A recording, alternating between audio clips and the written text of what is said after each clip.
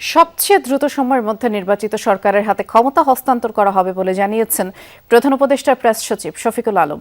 বিকেলে foreign service একাডেমিতে তিনি বলেছেন, নির্বাচনের পরিবেশ উৎসবমুখর রয়েছে। এখন পর্যন্ত তেমন কোনো সহিংসতা দেখা যায়নি। নির্বাচনে অপতথ্য যারা ছড়াবে তাদের বিরুদ্ধে ব্যবস্থা নেওয়ার হুঁশিয়ারিও দেন। রমজান মাসে সরকারি অফিস ৯টা থেকে ৩:৩০ পর্যন্ত চলবে বলেও জানানো হয় ব্রিফিংয়ে। নতুন ব্লেন্ডে আরো রিচ অ্যারোমায় সেলন ফ্যামিলি ব্লেন্ড টে। প্রধান উপদেষ্টার সভাপতিত্বে উপদেষ্টা পরিষদের বৈঠক অনুষ্ঠিত হয়। এতে উঠে আসে বিভিন্ন এজেন্ডা।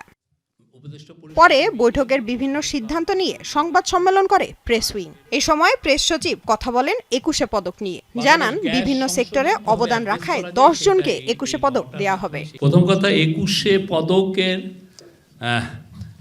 ডিসিশন হয়ে গেছে। পরিডাক্তার ববিতা চলচ্চিত্রের জন্য ২ প্রফেসর ডক্টর মোহাম্মদ আব্দুস সত্তার।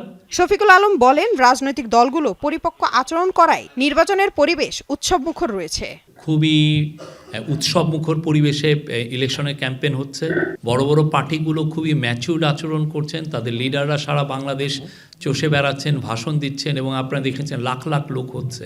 সবচেয়ে দ্রুততম সময়ে হ্যান্ডওভার হবে। এটা যদি দেখা যায় যে ৩ দিনের মধ্যে যদি এমন হয় যে ইলেকশন এমপিরা শপথ নিয়েছেন, নেওয়ার পরে সংখ্যাগরিষ্ঠ দল লিডারকে ডাকা হচ্ছে যে আপনি আসেন, শপথ নেন as a new prime minister, আমরা ৩ দিনের মধ্যে এটা হয়ে যেতে পারে। আশা করি এই ইলেকশনে অপতথ্য যারা ছড়াবেন তাদের বিরুদ্ধে ভালো ব্যবস্থা নেওয়া যাবে।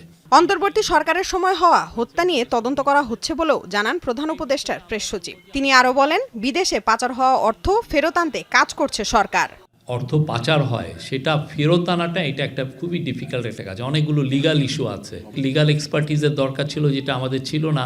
সেই জন্য এখন বিদেশি টপ ল ফার্মের সাথেও কথা বলা হচ্ছে। আমার মনে হয় ২-১টার সাথে এখন ফাইনাল পর্যায়ে আছে এগ্রিমেন্টের। শফিকুল আলম বলেন, অন্তর্বর্তী সরকারের কাজ মূল্যায়ন করবে বাংলাদেশের জনগণ। আমাদের মূল্যায়ন তো আমাদের মতো, বাট আমরা মনে করি যে এটা মানুষই এটা মূল্যায়ন করবে। লামিয়া তিথি, যমুনা নিউজ, ঢাকা।